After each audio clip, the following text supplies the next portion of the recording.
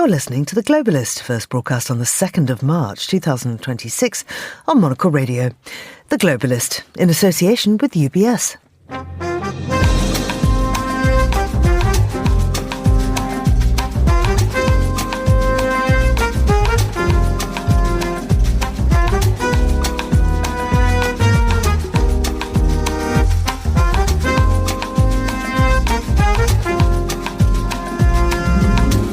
Hello, this is The Globalist, broadcasting to you live from Midori House in London.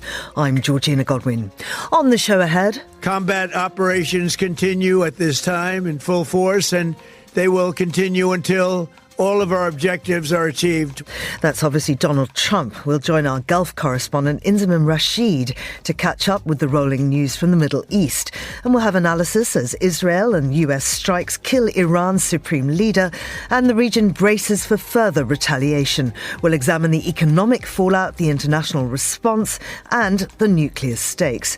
We'll also hear how Emmanuel Macron is moving to put France's nuclear deterrent at the heart of Europe's security debate. And we'll see how the weekend's events are being covered in the global media, assess the fallout for worldwide travel, and bring you the latest from the realms of television and film. That's all ahead here on The Globalist, live from London.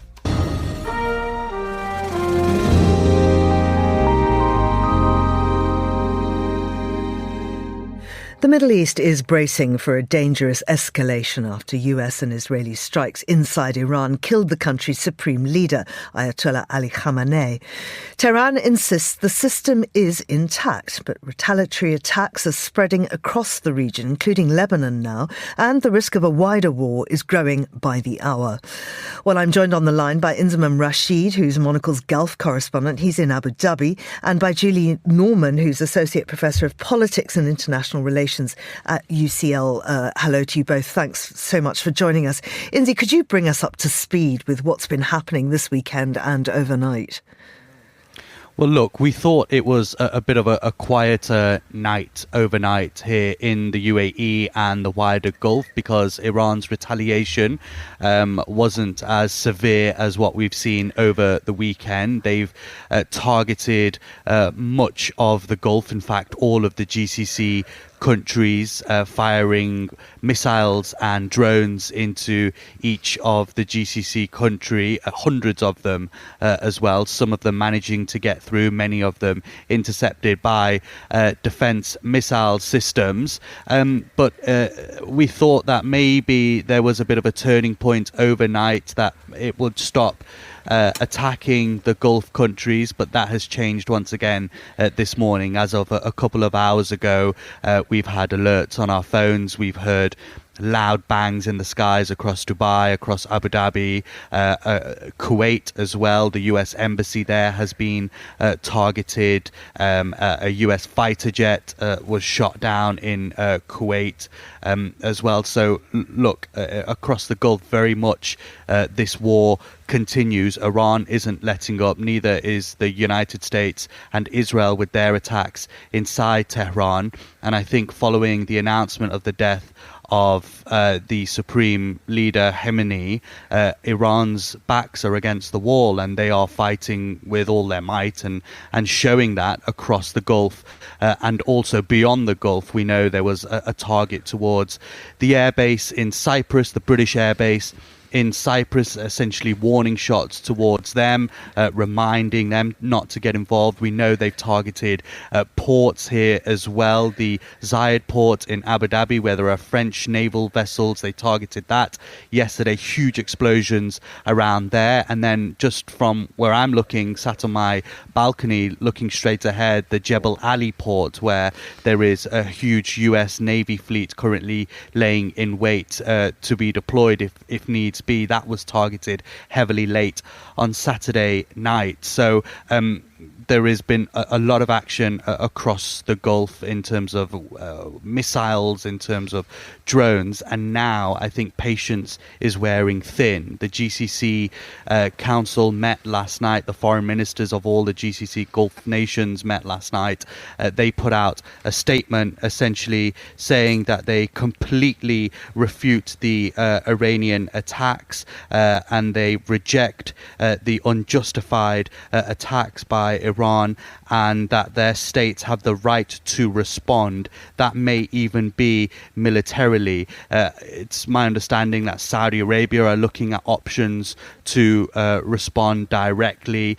If that is the case, then this war, which started in the early hours of Saturday by Israel and by the US, firing missiles and tomahawks into Iran, killing the Supreme Leader, this war could really branch out to something that the Gulf doesn't want, doesn't need, but also it very much could have this huge, wide impact that people here in the Gulf are desperately not wanting. Well, let's talk about those people, because from where you sit on your balcony, what is the mood? What is the feeling there? What are your friends saying? Are people wanting to leave? Of course, they can't. The airspace is closed.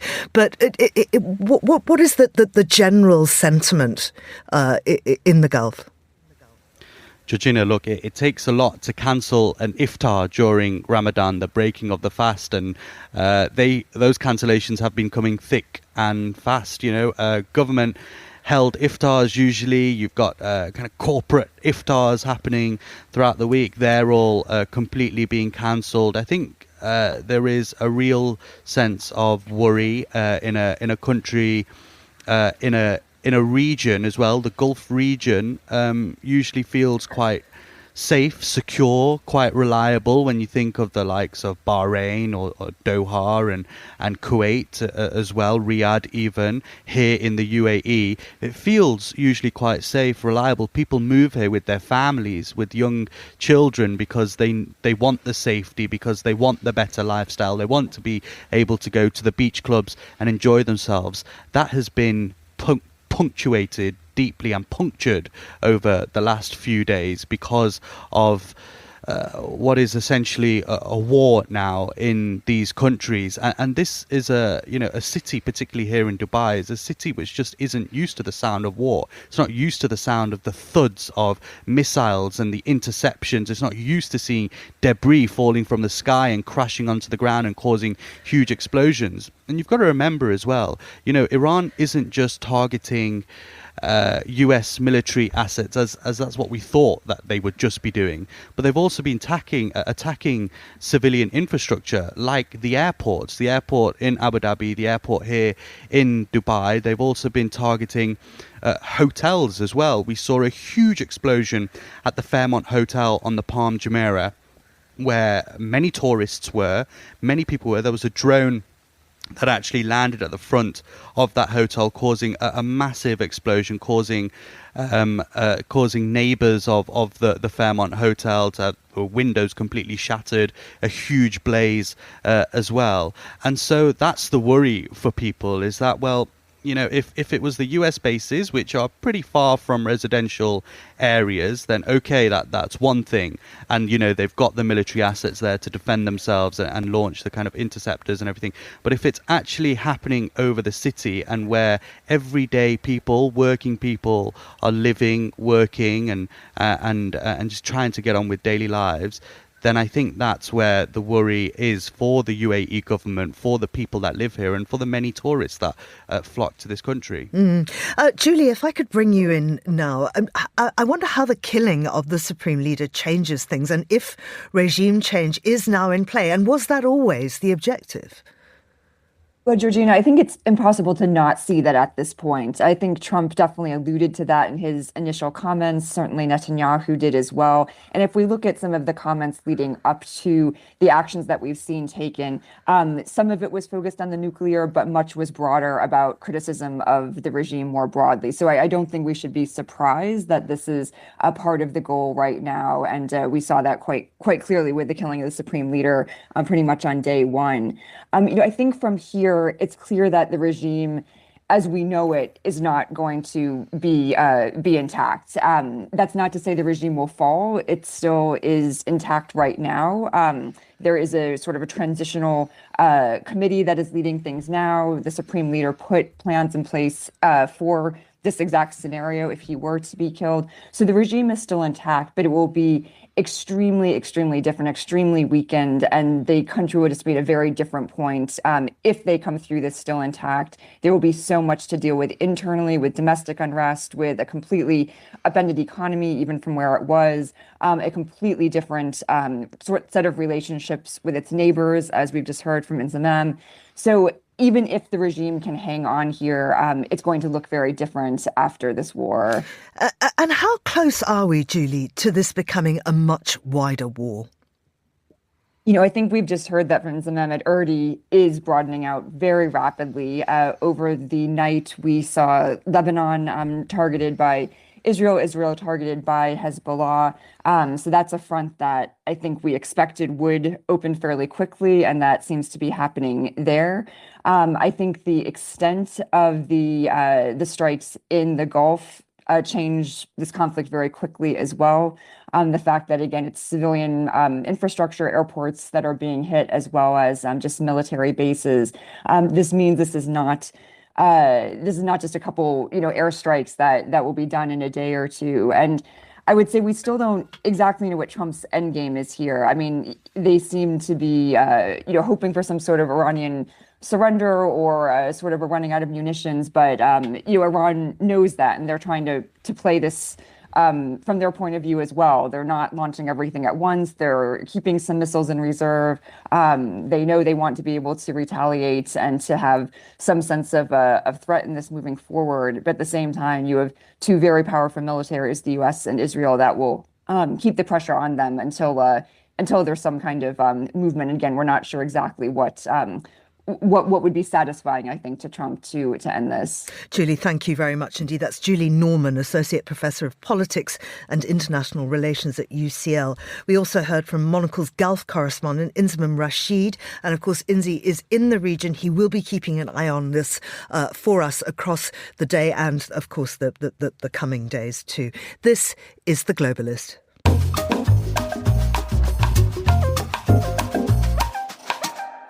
It is 7:12 here in London, 9:12 in Tel Aviv. As this conflict escalates, attention is now turning to two things that could reshape it entirely: the economic fallout and the state of Iran's nuclear program. So I'm joined now by Alexis Self, who's Monocle's foreign editor, and by Dr. Marian Messmer, who's a senior research fellow in international security at Chatham House. Lex, many thanks for coming in. What are the markets and major businesses most worried about at the moment? And we've seen the suspension of the stock market in Abu Dhabi. Tell us more. Yeah, I think at the moment and this morning when markets opened, oil jumped massively. It's trading a bit down on, I think it was 15%, peaked this morning. As London opened, that was down at 7%. I think everyone's looking at the Strait of Hormuz, this pinch point at the mouth of the Gulf through which around a fifth of the world's oil and gas flows. Now, it's slowed down to a real trickle over the weekend. If it ceases to be a passageway for that energy, then yeah, I think we're going to see a big jump again, and the repercussions of that on politics in Europe, but around the world as well. And I mean, what does this do to confidence in the Gulf as a stable place to invest and to operate? Yeah, I think that, well, it damages it. The Gulf has sold itself as a place for affluent people to base themselves and base their money, for people to holiday, especially at this time of year. And air travel has again come to a bit of a standstill in the Gulf, affecting thousands of flights and hundreds of thousands of people. This and perhaps Iran's game is trying to force the Gulf to realize the consequences of this conflict ongoing on its status and on the way it's perceived, particularly by people in the Western world. So damaging at the moment, but again, I think that Iran is particularly, it knows that it can't really endure a full-on conflict with its Gulf neighbours. So it's just trying to pressure them to then put pressure on the US and I guess Israel to pare things back. Let's just have a quick look at international actors and partners. Britain was very quick to stress that it wasn't involved. It's now allowing the use of air bases. We've also got Mark Carney, who was arguing that middle powers should take a stand, but he's backing the strikes. What do we feel about the international response here? I suppose quite surprising in that all of the noise and the rhetoric of the past few weeks and months has been on Canada and Europe beginning to move away and become more critical of US foreign policy, and particularly Trump's more aggressive posturing. This was the first test, at least, of Mark Carney's New World Order, as he articulated it at Davos so effectively and to much praise. And the result was full-throated support for the US and its aim to prevent Iran from obtaining a nuclear weapon. He criticized the Iranian regime's influence in the region and across the world, and particularly the reaction to the protests in Iran and Iran's human rights record. Then the European states, led by the E3, which is this group of the continent's biggest military powers, the UK, France, and Germany, again, their response initially was not exactly to equivocate, but not to either go in full-throatedly behind the US and Israel, or to criticize them for what they were doing. Since then, and since the attacks began, the UK has now agreed to US requests to allow it to use British military bases in the region. And a few hours after that, one of these bases in Cyprus was the subject of drone attacks. So whether that will change over today, and whether more European countries will, pledge their support, at least in that kind of support capacity, not actively, putting their troops or arms into the battle. Yeah, right, I suppose remains to be seen today. But Marion, if I could bring you in now, do we know where Iran's nuclear sites stand after these strikes? Well, I mean, we never really knew to what extent Iran's nuclear sites were able to recover from the June 2025 attacks, where they were much more explicitly targeted than in this latest round of attacks, and where they were damaged to a big extent. So what we know is that there is likely still Iran's stockpile of highly enriched uranium that the international community lost sight over after the attacks last June. Iran claimed that they were buried under the rubble, but there were also rumors that maybe Iran had been able to divert them before the aerial attacks started last summer. And while there were nuclear negotiations ongoing that actually were, despite President Trump's claims that they weren't, that Iran wasn't making sufficient concessions, they were actually going relatively well until the US decided to launch this latest round of attacks. So for that reason, there's not much that we can say about the state of Iran's nuclear program at this point. I mean, how credible are the claims that indeed have been made by the US that Iran was days away from bomb-grade material? So we do know that Iran had a stockpile of highly enriched uranium that could have been enriched to be ready to be used in nuclear warheads relatively quickly. But a nuclear weapons program is, of course, more than just highly enriched uranium. It also requires a assembled warhead, and it also requires the means of delivery. So we know, of course, that Iran has a solid missile production facility, but where some of the warhead assembly was at, that point was never clear. So it seemed to me that Iran was still very much hedging, of course, inching closer to actually having a fully fledged nuclear weapon.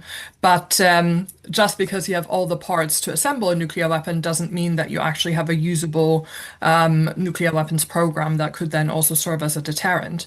If we think about, for example, the North Korean case, it took North Korea quite a long time after the first test explosion to then get to a point where North Korea actually assembled anything that would come close to an established nuclear weapons program.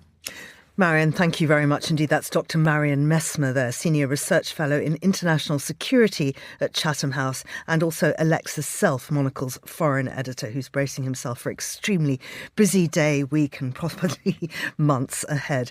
This is The Globalist.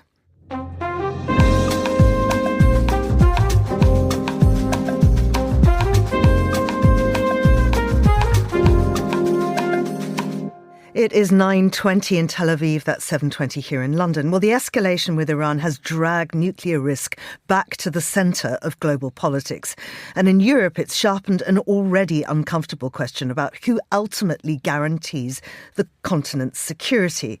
Well, later today, French President Emmanuel Macron is expected to outline how France's nuclear deterrent could play a wider role in protecting Europe. So still with me is Dr. Marion Messmer, Senior Research Fellow in International Security at Chatham House. We're also joined from Paris by Florence Biedermann, who is a journalist and political analyst. Marion, how much has the Iran crisis accelerated Europe's thinking on nuclear deterrence? Well, I think this is something that has been long in the making. And of course, concerns about Iran's missile program and the potential for Iran to develop nuclear weapons has been a European concern for a really long time. You can go back as far as the early 2010s to see how that has shaped strategic choices and also actually has shaped tensions with Russia, because NATO was investing quite heavily in missile defense systems, essentially being concerned about threats from Iran, but Russia always took that as concerns about Russia's capabilities. So that's something that's been with us for a long, long time. And I think something that we can expect to see from President Macron is that he's likely to give a nod to the crisis in Iran, but I don't think that he will want to be seen to be reacting exactly to that, because France, of course, has a long-standing policy of being very measured and very cool-headed when it comes to their nuclear deterrence posture. So, Florence, I'm wondering why Macron has chosen this moment to push the issue politically and exactly what it is that he is offering. Well, we will know that in a few hours.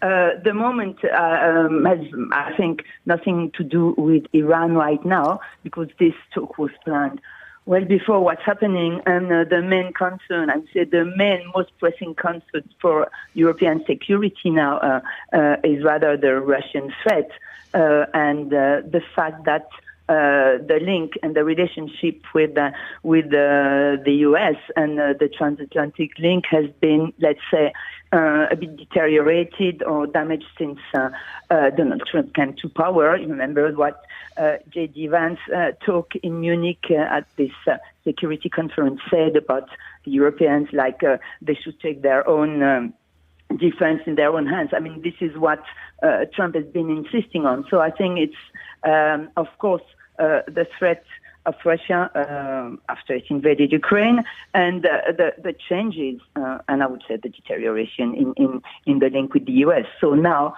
the EU and the European country started this strategic thinking, like how can we protect ourselves, not depending 100% of the American nuclear umbrella.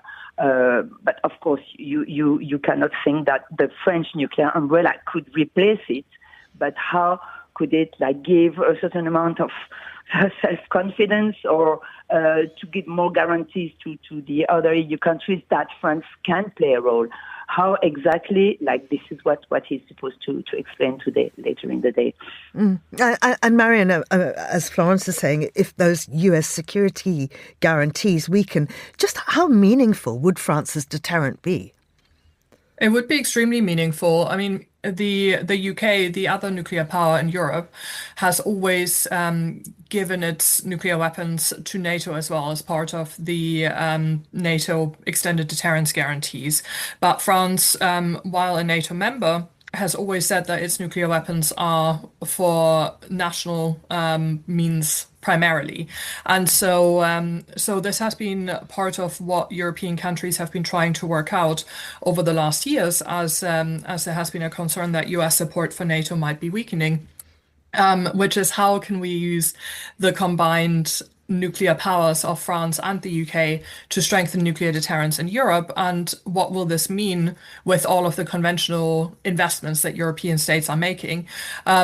And so I think it will be really interesting to see what the French answer to that is, because what we've been hearing over the last few years is statements that have essentially ranged from, of course, a threat to Europe is a threat to France, and similar lines like that, which is of course credible to an extent, but it is very different to what French posture has been for a while.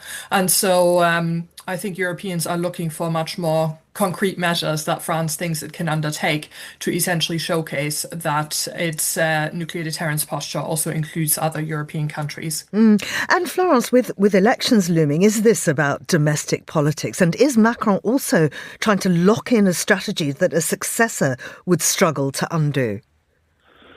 Well, yes, there is this aspect, like he still has like another year and some months like to stay in power. I would say there is also an aspect like this kind of question of nuclear strategy is bigger than one man or one political party. There is kind of constant line since it was defined by General de Gaulle after Second World War, like the fact that it's there is this strategic autonomy of France. Those principles probably will stay, but there is still a question mark because the presidential elections are coming soon, and there is the prospect that maybe the far-right party, Rassemblement National, would win. They had so far a different view on defense, like they said they wanted, for example, to withdraw from NATO integrated military command, but they are also mellowing their stand and changing. So, it's not quite clear what their position would be, but certainly on Macron's part, yes, I guess he's defining the principle as every French president has done when he came to power. Like he has to define the. So yeah, it could be changed maybe in the next election. Florence, thank you very much indeed. That's Florence Biedermann there, who is a journalist, a political analyst, speaking to us from Paris. And we also heard from Dr. Marion Messmer, Senior Research Fellow in International Security at Chatham House. Now, still to come on the programme. Towards the end, Khamenei found himself in the impossible position of being a stubborn old man ruling an impatient young people. We'll hear more about the man at the centre of this crisis. This is The Globalist. Craft is a matter of perspective, a unique outlook, and obsessive attention to detail. With UBS's Chief Investment Office Houseview, we're focused on identifying the latest investment opportunities and market risks to help you achieve your financial goals, so you get the big picture broken down into thought-provoking insights. Delivered daily and curated by over 200 globally connected, locally active analysts. UBS. Banking is our craft.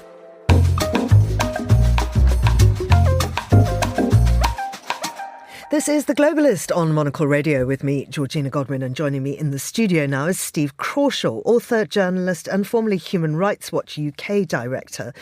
Steve, you're here to have a look through the papers and particularly how these events we've been discussing are being covered around the world. I'd really like to start off with what's going on inside Iran, because it's had very little coverage in terms of the reaction of people there. And what we have seen has been contradictory. I've seen footage of people celebrating celebrating, but also of people in deep mourning. Yeah, it's odd, as you say. So there's all of the reasons to be worried about what Trump is doing, who doesn't really think through anything at all. So all of that we can not exactly park, but that's very much in the forefront, and there's so much discussion of that.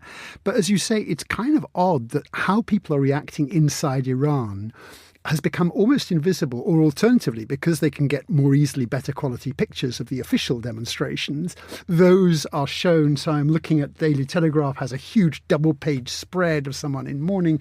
The Guardian has used similar pictures, and quite little about the incredible celebrations from people who, of course, want this guy to be gone, and unsurprisingly. And yes, they are aware of all of the difficulties. The New York Times is one that's has a standalone story of jubilance in the streets over autocrat's death, and the illustrations they've used are some screen grabs from videos, lots on social media. But very interestingly, that people somehow are parking what ordinary Iranians are thinking, which, to be honest, is what politicians have done. Politicians of all stripes have done over many years. They've always been interested in nuclear. They've never really been interested in what ordinary Iranians think. Absolutely. And I mean, the Ayatollah's death, this comes after nearly 40 years of authoritarian rule. It's an historic shift for Iran's theocratic regime. And are we seeing enough about that? I don't know. I hesitate to say it's wrong to be looking at all of the doomsday scenarios, which are quite rightly there. But I do think that sense of, well, maybe this could mean this in terms of opening up, I think is certainly it's going to be a huge shift. Whether it leads us to yet more darkness, which of course is a pattern that we've seen before, whether that was Iraq or Libya or elsewhere, that's certainly a possibility. But for the moment, it is striking the celebrations that we're having of dancing with neighbours, lots of extraordinary things.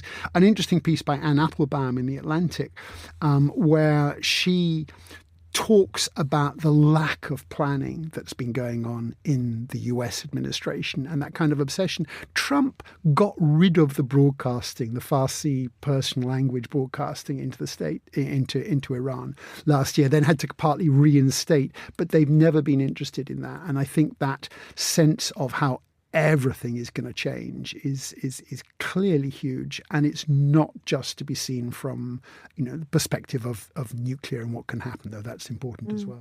I mean, without that Farsi service, that's just contributing to the fact that there doesn't seem to be any kind of organised resistance. Yes, we're talking about the son of the Shah, which may or may not happen, but there is no obvious leader on the ground. That's exactly right. So unlike, for example, in Eastern Europe, as things collapsed, you had civil society is very strong actually in Iran. So that's the plus, is there are lots and lots of people. So I was there. And you've been in your human rights role. It was one of the most, actually not in my human rights role. I went on a tourist visa. I don't think on my human rights role I would have got the visa, but they must have known who I was. But nonetheless, and I was there with a friend who is a journalist from Channel 4, so they knew perfectly well who we were. But nonetheless, they gave us the visas and we were able to travel and above all able to talk to people. And even when people weren't saying things directly, the message that came through from every conversation and the body language was like, we really need this change. Although I've travelled a lot in different authoritarian regimes, I've almost never been in a place where both the repression was so strong and at the same time the desire for other change. So I think that's so important to bear in mind, and quite bizarre that Trump's administration didn't see the importance of the soft power of American broadcasting going in for people to actually know what's going on, to have a reliable sense of what is fact and not fact, which obviously is so problematic today in so many different Well, talking about fact and not fact, let's talk about conspiracy theories, because The Economist it's got a very good piece on there about how conspiracy theories are better than apathy. Yes. I love this. The Economist is great. The Economist is great for just like, I don't understand what's going on somewhere, and they'll do a 2 or 3 page and they'll explain it great. But it also has very wry things. So the Badgett column, which is the main UK politics column in The Economist, has a column this week called The Paranoid Style in British Politics, which when I looked at it, I hadn't realised actually when I was looking it up, there was a similar one called The Paranoid Style in US politics, clearly matching this 20 years ago. But as you say, it kind of says the first golden age came in the 70s, but we are now living through a new golden age of paranoia. And it then goes through the various bits of everyone having their own conspiracy theory, both on the right and the left, that somehow, as it put it, paranoia permeates Britain's elites, always finding some other reason why things have gone wrong. And it quotes an important essay on paranoia from years ago, where it said, to be paranoid is to be a member of the avant-garde capable of perceiving conspiracy before it is obvious to us and yet unaroused public. So that was said a bit sarcastically, of like, you know things nobody else quite knows. But as The Economist points out, what we've seen, which I've been reflecting also, many of us probably have been reflecting, the Epstein emails remind us that actually sometimes it really is as bad as you think. It's incredible reading those emails, how interlocked things were, and the kind of things that conspiracy theorists were actually happened in some ways to be true. As the old phrase has it, just because you're paranoid doesn't mean they're not out to get you, which was a kind of funny joke as a line, but there's elements. And so, as you say, the Economist argument that it makes, it's being wry and provocative, but basically it says, well, at least paranoia, the opposite of paranoia is not cool-headed analysis, but apathy. And anyone who thinks Russia's behind all Britain's ills is deranged. Anyone who thinks it's behind none of them is a fool. So it's that sense of be alert to things, but don't go down the rabbit holes completely. And very difficult to do at this very difficult to do. Time. I do think I quite like that sense of, and there are a couple of my own, like, oh yeah, actually I did go down that rabbit hole, because you grasp instinctively for that natural comfort that it's somebody else's fault, when actually it may be bigger things than that. Absolutely. Steve, thank you very much indeed. That's Steve Crawshaw there, author, journalist and formerly Human Rights Watch UK director. This is The Globalist on Monocle Radio.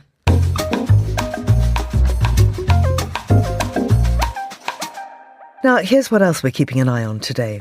Clashes between Afghanistan and Pakistan have intensified after Kabul said it fired on Pakistani aircraft over the capital following airstrikes and border fighting. The escalation has fueled fears of a wider conflict, drawing calls for restraint from regional powers and the United Nations. Canada's Prime Minister Mark Carney is meeting Indian PM Narendra Modi in India today in talks billed as a reset after relations soured in 2023. The discussions focus on trade, energy, critical minerals and people-to-people ties as Canada looks to rebalance its global partnerships amid tariff pressures from the United States. And the United Kingdom has launched a consultation on a potential blanket ban on social media for under 16s, with gaming platforms and AI chatbots also in scope. The move could clear the way for an Australia-style restriction later this year, putting child safety back at the centre of the culture wars. This is The Globalist. Stay tuned.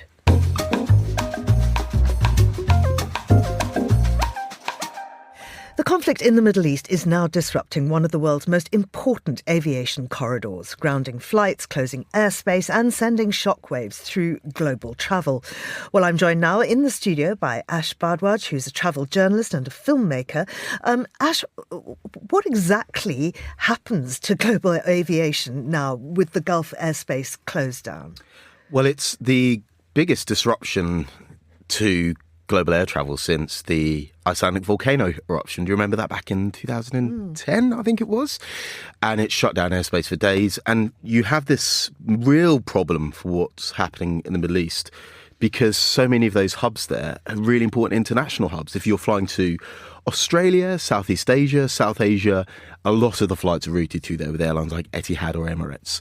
So the first thing that happens is the people that were supposed to be on those flights can't get on them because those flights have been cancelled. The people in those places are stuck there because they can't get out. And airlines are going to have to find alternatives to get around that region.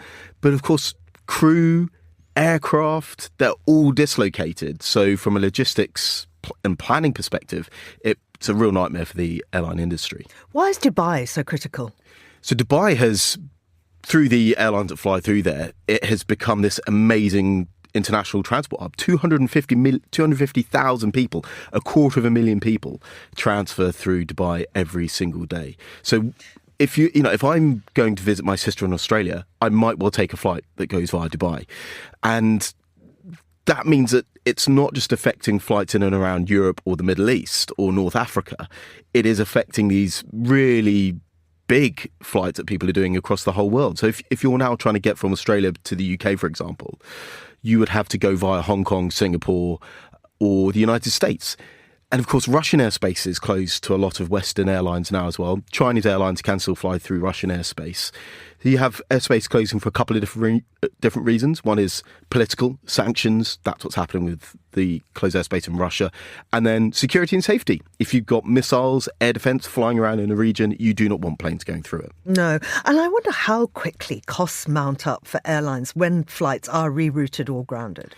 So it depends where the airline is from, what the immediate cost is to them. So if you're a European or a British airline, so if you're flying with a European or British airline, or an airline that is starting or finishing its flight in Europe, then the airline is obliged to get you on the next available flight to your destination. Now, let's use that example of flying from Thailand back to Paris as an example. If your flight would have been going via Dubai, if it is Air France or Lufthansa or KLM, one of those European carriers, they are now trying to find a way to either use another airline to fly you via the United States, or you could do something really long, like going down to South Africa and coming up again. That's what the airlines are going to be trying to do at the moment. Quite extraordinary. I mean, the region's whole economy runs on connectivity, tourism, trade, finance, logistics. How quickly can it recover? I mean, even assuming all of this stops tomorrow, which I don't think it will. The Americans have said that they might be continuing this activity for another 4 weeks. Then there's the question of what is Iran going to do with its counterstrikes. So this could go on a long time. But the industry has shown itself to be able to recover much quicker than we anticipated. But both after the Icelandic volcanic ash cloud and after COVID, it's pretty well incentivized to sort itself out as quick as it can. But there's going to be this huge backlog of flights. So particularly people who are stuck in those countries where the airspace is currently closed.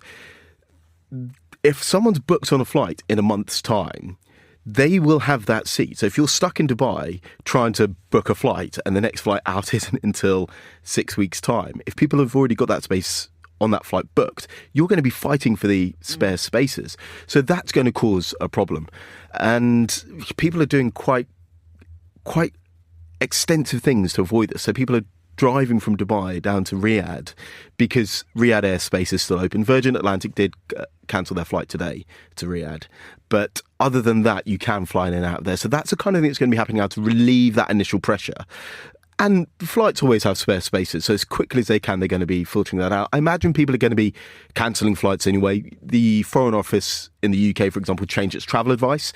So in that instance, you can get a cancellation without you get all your money back. And they're saying anything but essential travel is strongly advised against. Advised against all but essential travel. And what that means is that a whole load of protections for tourists kick in. So if you're going to Thailand, for example, and your flight route's via Dubai, and you've booked it as a package holiday, because you now can't fly to Dubai, and you can't transfer in Dubai, you cannot complete that package holiday. You can cancel that package holiday and get all of your money back. So there's a whole host of things starting to come into play that will prevent additional pressure going onto that system. They're not loading more people into Dubai. So what should passengers, particularly those in transit or about to travel, expect over the coming days? I would anticipate not being able to travel is the first thing you should consider is going to happen. And contact your airline, because I mentioned some of the protections that exist for European airlines. Other airlines and other nations have similar rules. And then you can ask them what they can do. Can they find an alternative route for you? That is the first thing you should be asking to do. Can you get home via a safe route? And if you're stuck in one of those destinations, let's say you're in the Maldives, wanting to come back at the end of a holiday, under the UK package travel regulations, similar protections in Europe, they have to put you up for 3 days.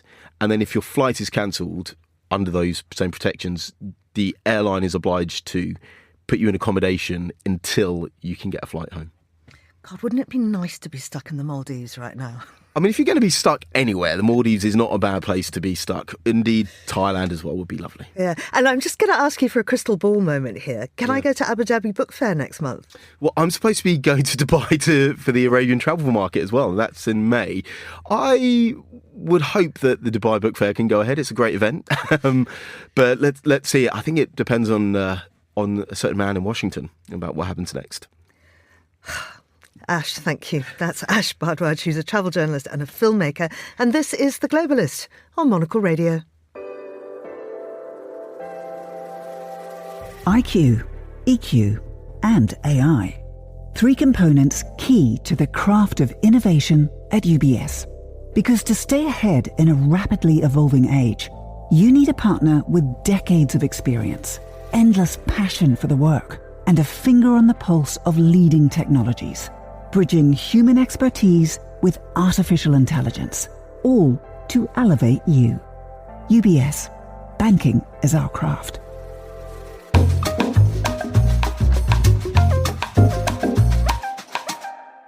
Now, just who was Iran's Supreme Leader Ali Khamenei?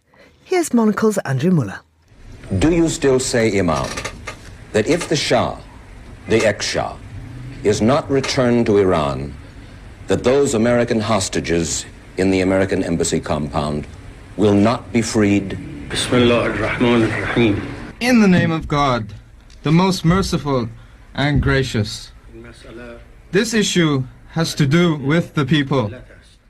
The Islamic Republic of Iran, founded in 1979, is generally held to have been created in the image of its inaugural Supreme Leader, Ayatollah Ruhollah Khamenei, a fundamentalist fire-breather who encouraged his acolytes to hold resident embassy staff as hostages, offered to underwrite a hit on a foreign novelist for making up a story, and ordered hundreds of thousands of his country's young citizens to pointless martyrdom in frontal assaults against Iran's volatile neighbour, Iraq. It is arguable, however, that the crucial figure in the history of the current Iran, modern seems the wrong word, was actually Khomeini's successor, the cooler, cleverer Ayatollah Ali Khamenei, under whom the anachronistic theocracy not only survived, but flourished, at least for a while, in the field of power politics, taking advantage of chaos unusual even by the standards of the Middle East to assert itself as the dominant regional power. Ali Khamenei was born in Mashhad on July 17, 1939. He was set on his path early, enrolled in Islamic schools from the age of 4 by his father, also a religious scholar. By his early 20s, Khamenei was studying in the Islamic seminary at Qom, one of the most prestigious and one of the least compromising centres of learning for Shia clergy. Among Khamenei's teachers was a charismatic agitator with firm views regarding Iran's then leader, the repressive and preposterous American-backed Shah of Iran. The name of Khamenei's early and lifelong mentor was Ruhollah Khomeini. Ayatollah Khomeini, you have told the people of Iran that they should use, starting tomorrow, any possible means to overthrow the regime of the Shah. What does any possible means mean? اعتصابات است، تظاهرات است و نطق‌ها و بیان‌های سر منبر است. اونها بریزن در خیابان‌ها و تظاهر کنند تا چه بشه؟ Strikes, demonstrations, all sorts of the political activities. When the Shah wearied of Khomeini's fulminating and drove the turbulent priest into exile in 1963, Khamenei remained in Iran and paid a price for his enduring loyalty to the older cleric. He was arrested and tortured on several occasions, spent 3 years in prison and another 3 in internal exile. When Khomeini returned to Iran to lead his revolution in 1979, Khamenei had the connections and the credibility for an unquestioned welcome into the inner circle. This was, however, no guarantee of safety. An assassination attempt in June 1981, attributed to the eccentric militant organisation Mojahedin-e-Khalq, cost him the use of his right arm. باید خون گریست بر One should shed tears of blood for an Islamic society that would even consider someone like me to be its leader.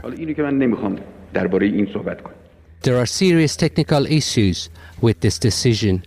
Khamenei was elected president 4 months later while still recuperating. He was, at least, luckier than his predecessor, Mohammad Ali Rajai, who'd been killed in another bombing by culprits still disputed, along with Prime Minister Mohammad Javad Bouhanna. When Ayatollah Khomeini died in 1989, leaving no formal structure of succession, Khamenei was an acceptable compromise choice as the Islamic Republic's second supreme leader. Khamenei's most impressive accomplishment may have been preserving his role as long as he did. Pro-democracy protests in 2003 and 2009, some of them bloodily suppressed, did not untowardly wobble him, and nor did the regional upheaval of the Arab Spring from 2011 onwards. Indeed, Iran gleefully seized the opportunity presented by the latter tumult, becoming a significant, if not the significant, power broker in 4 Arab capitals: Beirut, Sana'a, Damascus and Baghdad. Death to the dictator, they chanted in Tehran, a direct reference to Iran's supreme leader, who today blamed foreign enemies for the protests. The government spokesman later named Britain, the US and Saudi Arabia. The enemy is waiting for an opportunity, for a crack through which he can infiltrate. Domestically, however, it was difficult to acclaim Khamenei's rule much of a success. Iran was economically hobbled by bureaucracy and corruption and by sanctions imposed to thwart the country's ambiguous nuclear ambitions.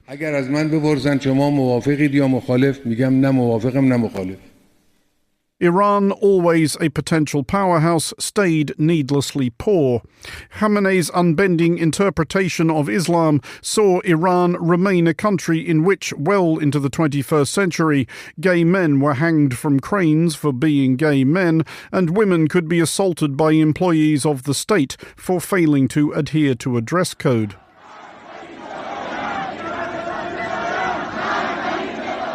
Nevertheless, Khamenei's forbidding visage continued to glower, apparently inextinguishably, from posters overhanging Iran's public spaces, despite various further setbacks. In 2020, the architect of Iran's regional machinations, Islamic Revolutionary Guard Corps General Qasem Soleimani, was killed by an American drone strike. Other IRGC officers and Iranian nuclear scientists met picturesque demises, either overtly or covertly, at the hands of Israel. There were further mass protests against Khamenei's rule in 2022, occasioned by the death of a young Kurdish woman named Mahsa Amini in the custody of the goons that Khamenei's government paid to punish immodest flashes of female hair. It began to unravel for Khamenei on October 7, 2023. The Palestinian militant group Hamas, long supported by Iran, broke from the confines of the Gaza Strip and committed a horrifying pogrom. More than 700 Israelis are now feared dead after unprecedented attacks by Hamas militants. Israel's response was not confined to Gaza or to Hamas.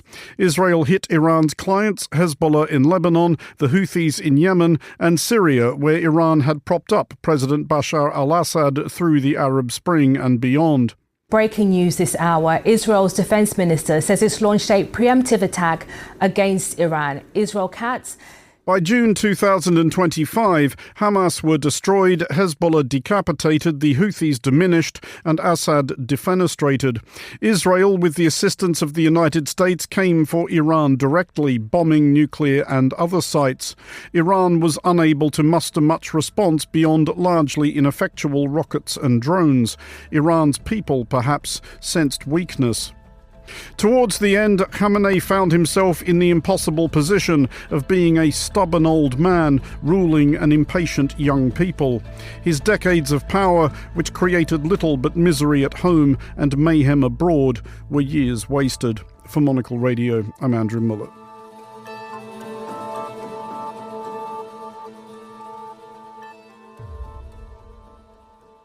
This is The Globalist on Monocle Radio.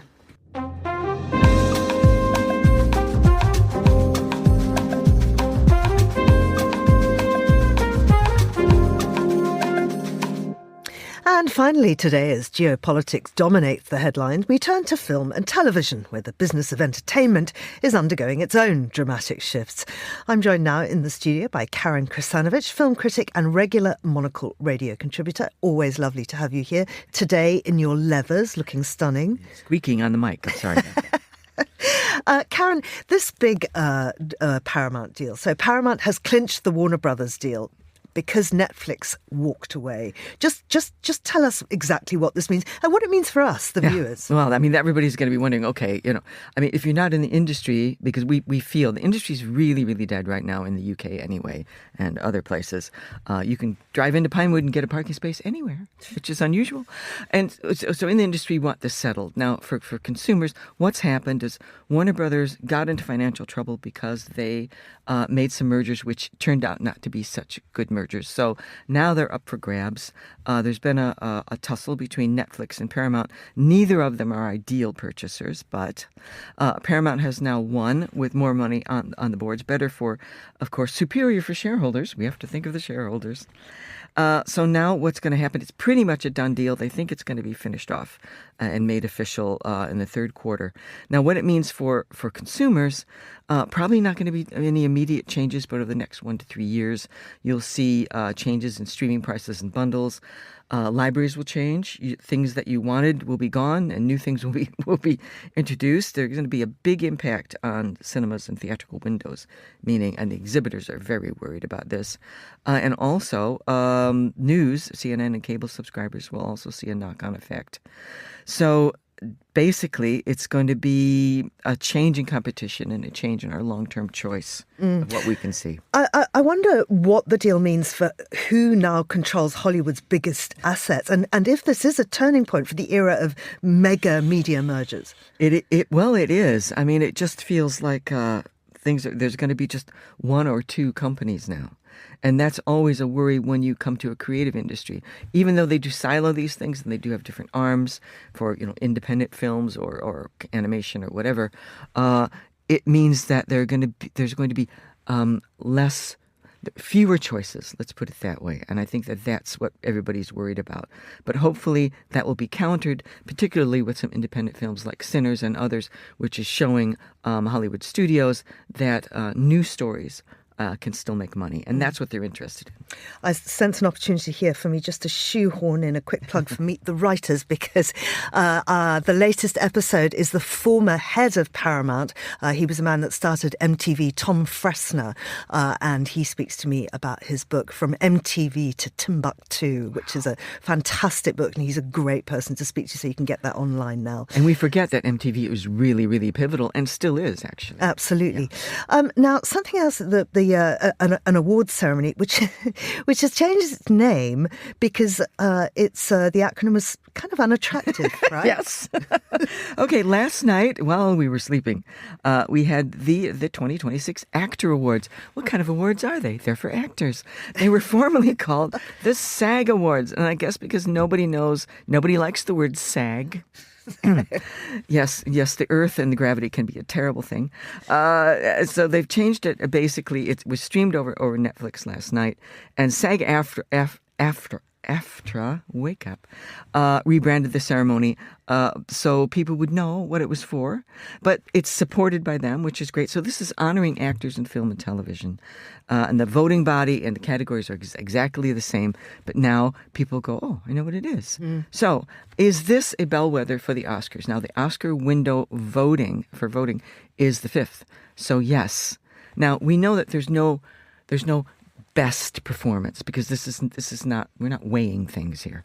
So people are going to be looking at, voters are going to be looking at who gave the nicest acceptance speech, and that could influence the voting. So. And in the next 20 seconds, give us who those winners are now and who they might be. Okay. Well, Sinners won the Best Film Prize for Best Ensemble. Michael B. Jordan beat out Timothée Chalamet for Best Actor. And Jessie Buckley, who also won the BAFTA, won Best Female Actor. But look out for Amy Madigan, who won Best Supporting in Weapons with a great speech. And I love the fact that Catherine O'Hara won a posthumous Best Actress. Wonderful. She is wonderful. So wonderful and so sadly missed. Karen, thank you very much indeed. That's Karen Krasanovic, film critic and regular Monocle Radio contributor. And that's all for today's show. Thanks to our producers, Anita Riotta and Hassan Anderson. Our researchers, Annalise Maynard, our studio manager, Mariella Bevan, with editing assistant by Steph Chungu. The Globalists will return same time tomorrow. I'll be back with you at the briefing at noon. I'm Georgina Godwin. Thanks for listening.